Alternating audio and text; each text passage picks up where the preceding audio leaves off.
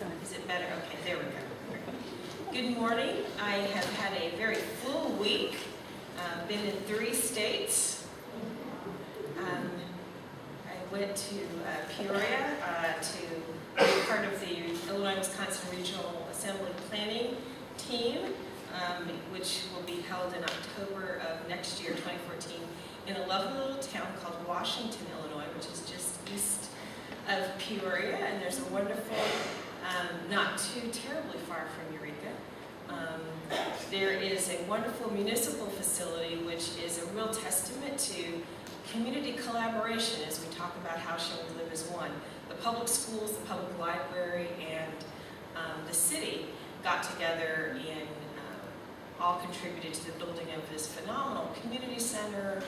It's an activity center. They have classes. They have a beautiful 1,000-seat, fully functional theatrical stage, pool, gym, walking track. It's just a wonderful, wonderful facility which will provide some real incentives for our youth. We're going to hold a lock-in during the regional assembly. Just a beautiful, beautiful facility, and it will allow the region to operate the assembly with much less expense. So we may very well be in this Five Points, Washington for the foreseeable future.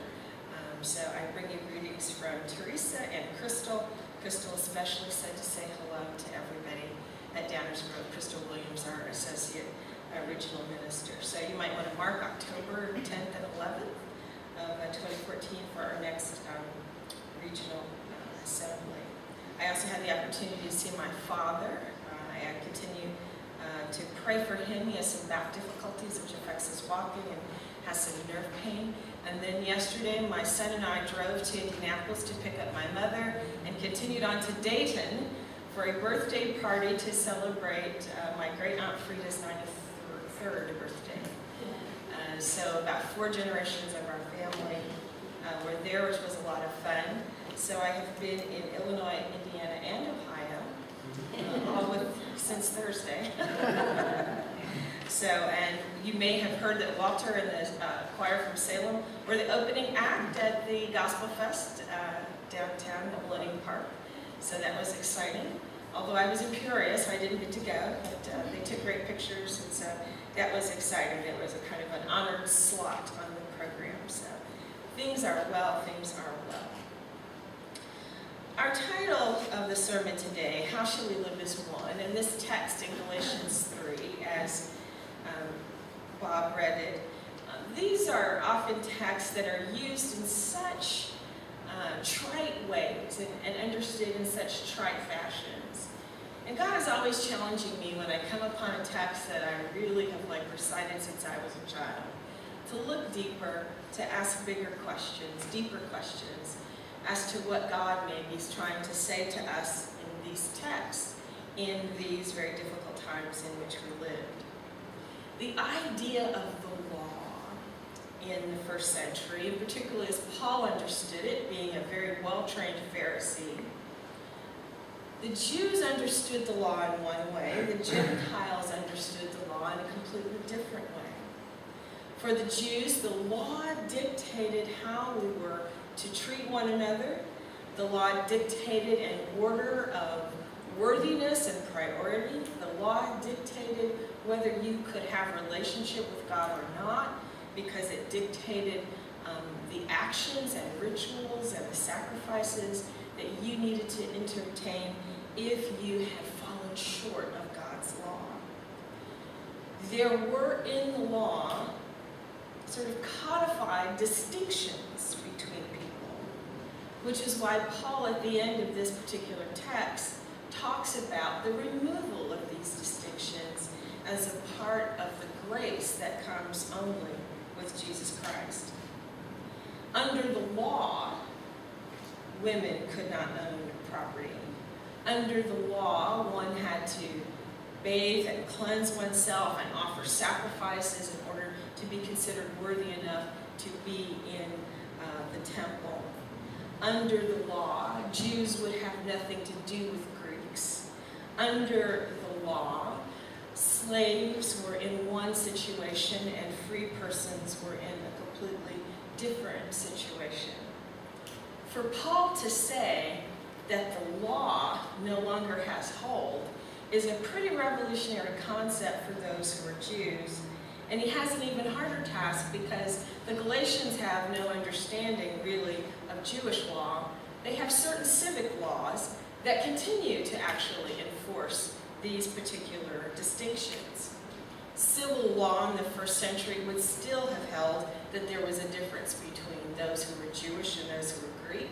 In the world in which Paul lived, with the Romans are in control, a Greek person would be more likely to have Roman citizenship and have access to so many more civil liberties than a Jewish person. Slavery was still a real part of this society, not the kind of chattel slavery that we experienced here in the United States where people were treated like property, but rather a system of sort of indentured servitude where you sort of had a contract, and the higher up on the rank of social status, the family that you were enslaved to, they would never say they owned the slaves, but these people were in contract or enslaved to a particular family.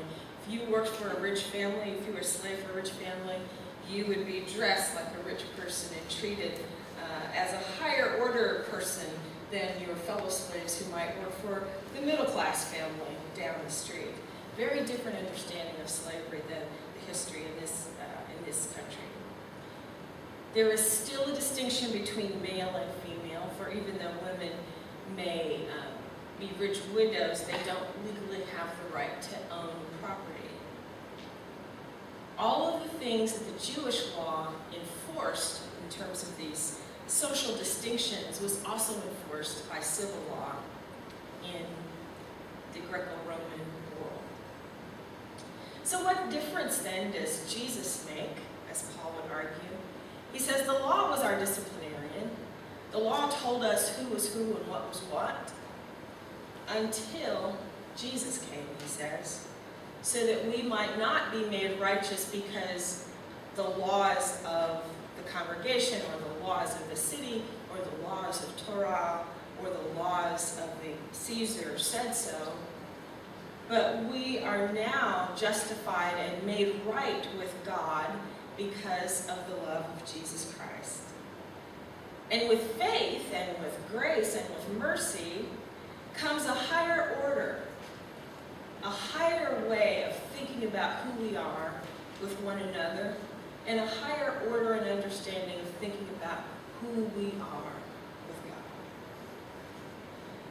In disciples' history, as you know, there was a practice in the early 18th century, 19th century, when you came to communion, the circuit preacher, who would only come through maybe every 3 or 4 weeks, would meet with you and give you a token, and that token would indicate whether or not he thought, there were no she ministers at the time, whether or not he thought you were worthy enough to have communion. And people in our movement decided that there was simply not an understanding that should be held among the people of God, that any one person had the right to determine whether or not you could have a particular fellowship or a particular relationship with God. And that's why we have a concept called open table, which means that I don't get to decide who comes to the table. You don't get to decide who comes to the table. The table is not mine, it's not yours, it's the Lord's table. And whosoever professes belief in Jesus is welcome to share this meal and welcome to come to this table. We don't ask you what denomination you come from. We don't ask you what church you belong to. We don't even ask you to go to church. We just say it's a believer's meal and all are welcome. If Jesus has removed all the barriers of the Jewish law to relationship, and if my relationship is now dependent only on whether or not I choose to believe, then a lot of barriers that are molded in the law have to go away, because we actually don't get to decide who has relationship with Jesus Christ. Jew or Greek, we could add a lot of other distinctions to that particular list. Jew, Greek, black, white, Asian, Latino. In Jesus Christ, we don't get to decide whether or not one of those differences, where they are differences, our problem always comes in making those differences deficiencies, as if somehow being something other than what I am, that your difference makes you deficient or less than me in some way. The law of Christ, which is given through faith, banishes our ability to make differences or to assign deficiencies. You may say, well, Terry, we don't see you as black. That would not be how Jesus would want you to respond. Jesus would say, I affirm you as a black woman, and I celebrate all that that means for you. You, if you don't see me as black, then you basically aren't seeing me as who I am. What we have to get away from is deciding that being Jew or Greek or Filipino or Asian or Korean or black means that somehow that difference means that I have to show pity or that there is something different or inferior about that status. There was a conversation on NPR this week because they were talking about Pride Month and asking the question, is pride something that we still need to have in a world where most legal discrimination, I say most legal discrimination, is no longer in place? What does it mean to be in a gay pride parade? What does it mean to be in a black pride parade? What does it mean to march in a Puerto Rican Liberation Independence Day parade? Does that kind of pride set us against one another? Well, we can't look at those things without looking at the context of history. We have to remember that there was a period when blacks were legally discriminated against. And given the comments of some Food Network stars this week, we still have reason to be concerned about what people think in this country. There is still concern about whether or not someone is welcomed into this country, not whether they're a legal or illegal immigrant, but maybe the color of their skin or the language that they speak causes us some discomfort. We still are struggling in this country with what it means to be gay, straight, lesbian, transgender, intersex. We still are concerned about whether all people have the right to live and love as they choose to live and love. So to say in Jesus there is no longer Jew or Greek or slave or free, there is no longer male or female, does not mean that those designations don't exist. What it means is that Jesus sees no deficiency in those differences. Jesus gives no higher order rank to Jew or Greek. Jesus gives no high order rank to black or white. Jesus gives no high order ranking to gay or straight. Jesus gives no high order ranking to slave or free. We are all one. It doesn't mean that we are the same, because clearly there are differences that God has developed and created in humanity that are precious and wonderful, that we can learn and love about one another. All it means is that those differences are not deficiencies when we stand next to each other holding hands in the kingdom of God. It means that you can love gospel music without thinking it to be inferior to European music. It means that if you don't understand Spanish, you say, gee, I wish I could learn Spanish, instead of wondering, why are those people speaking that language? It means that even if you don't understand what it means to be gay or lesbian, you recognize that God has made us all in His image, and that we are not the ones who decide who gets to live and love and marry or even own property. We are not the ones who decide.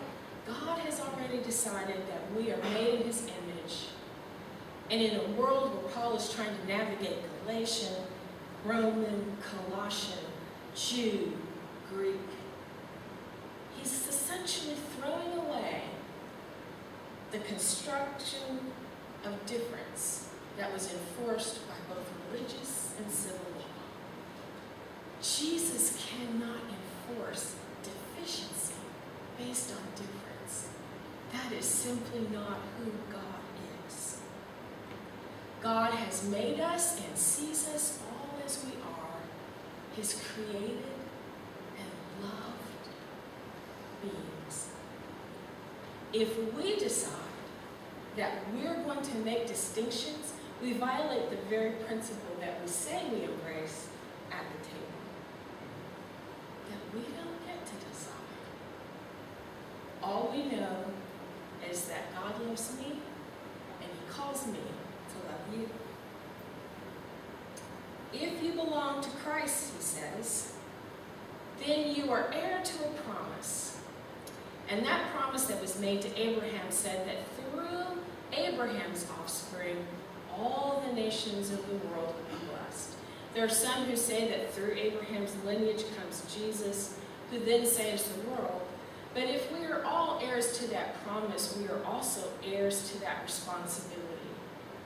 That through our faith in Jesus Christ, through our reconciliation with God, we are called to bless and to love and to embrace the whole world, the whole of humanity.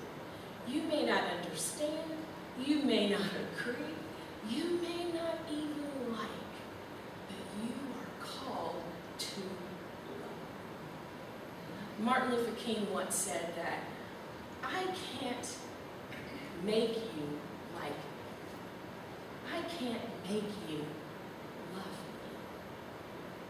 But in society, we can at least put in rules that say that you can't destroy me, you can't hate me, you can't discriminate against me just because you don't like me. Jesus essentially says the same thing. You may not love me, you may not like me, you may not understand why I am the way I am, and it may really make you uncomfortable. But God calls you to not like me, but to love me. And that means that you show me the same grace and mercy that you would show anybody that you really did love. That agape love that's not based on feeling, that agape love that's not based on law, but that agape love that's based on your decision to be a follower of Jesus Christ, and in all you do, reflect that broader love that God has for each one of us. How shall we live as one? By embracing the love that Christ demonstrated for the whole world. Essentials, unity, we say, and non-essentials, liberty, but in all things, love. That's how we can live as one. And that is what God calls each one of us to through the love of Jesus Christ. Amen.